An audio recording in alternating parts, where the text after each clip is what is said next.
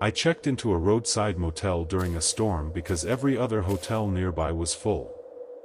The front desk clerk gave me a room on the third floor, then quietly mentioned that if anyone knocked after midnight claiming to be hotel staff, I should not open the door under any circumstance. I laughed it off. Then, at 12:14 a.m., someone knocked. I was driving cross-country alone, trying to outrun a storm that had already flooded 2 highway exits behind me.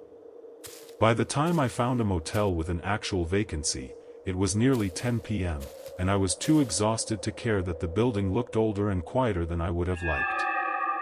The clerk, an elderly man with a name tag reading Walter, checked me in without much conversation, then handed me a key for room 313 along with one unusual piece of advice: if anyone knocked on my door after midnight claiming to be hotel staff, I should not answer, regardless of what they said or how urgent it sounded. I asked why. He said it was just a precaution for a room on that particular floor, and that actual staff never needed to knock that late anyway. It sounded reasonable enough, if slightly strange, and I was too tired to ask more questions. Settling in. The room itself was ordinary, dated furniture, a flickering lamp, the kind of motel room you forget about within a week of leaving. I showered, checked the weather app for updates on the storm, and got into bed around 11:30, planning to leave early the next morning. At 12:14 a.m., I woke to a knock on my door. 3 sharp knocks, followed by a man's voice identifying himself as maintenance staff, saying there was a water leak reported from the room above mine and he needed to check my ceiling immediately. I remembered Walter's warning instantly, fully awake now, heart pounding. I stayed silent, not moving from the bed, waiting to see if the person would leave. Instead, the knocking continued, patient and steady, followed by the voice again, slightly more insistent this time, saying he really did need access before the leak caused damage to the room below. I still didn't answer. After almost a full minute of silence on my end, the knocking simply stopped, no footsteps retreating down the hallway, no sound of anything at all. The second knock. I lay awake for nearly an hour after that, too unsettled to sleep, listening to the storm outside and trying to convince myself I'd overreacted to a legitimate maintenance request. Around 1:30 a.m., the knocking returned. This time, the voice belonged to a woman, calm and apologetic, saying she was from the front desk and needed to confirm my checkout time because of a booking system error. It was such a mundane, believable request that my hand actually reached for the door handle before I stopped myself, remembering Walter's exact words: not under any circumstance.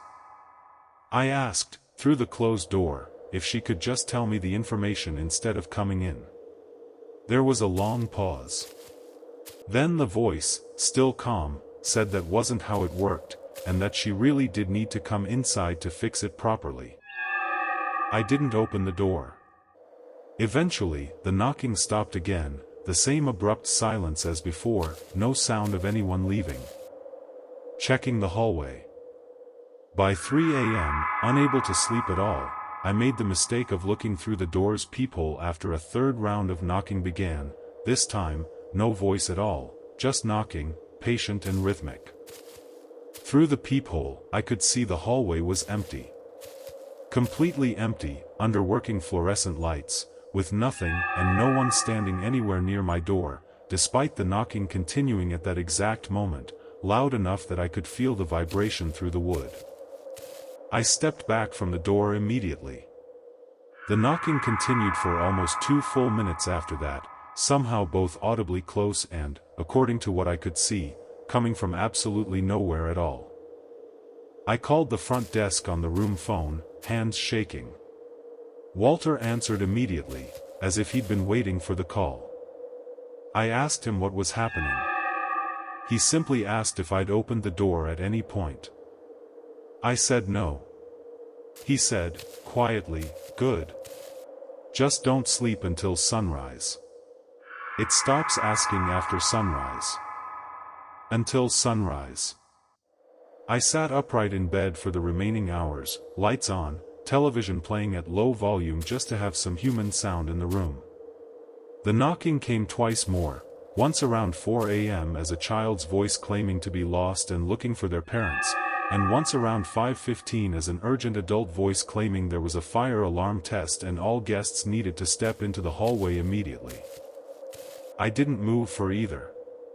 By 5:15, I was fully convinced that whatever was outside my door had no actual physical form, no actual need to enter through force, and was relying entirely on convincing me to open the door voluntarily, using whichever voice was most likely to work. At exactly 6:02 a.m., with the first gray light of dawn visible through the curtains, the knocking stopped for good. No more voices, no more requests, just ordinary hallway silence for the first time since midnight. Checking out. I packed immediately and went to the front desk the moment the sun was fully up. Walter was still there, apparently having worked the entire overnight shift alone. I asked him directly what had been outside my door all night.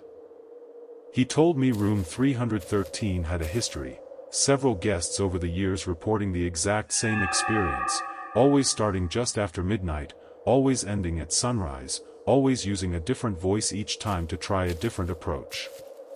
Nobody who opened the door during those hours had ever been seen checking out the next morning.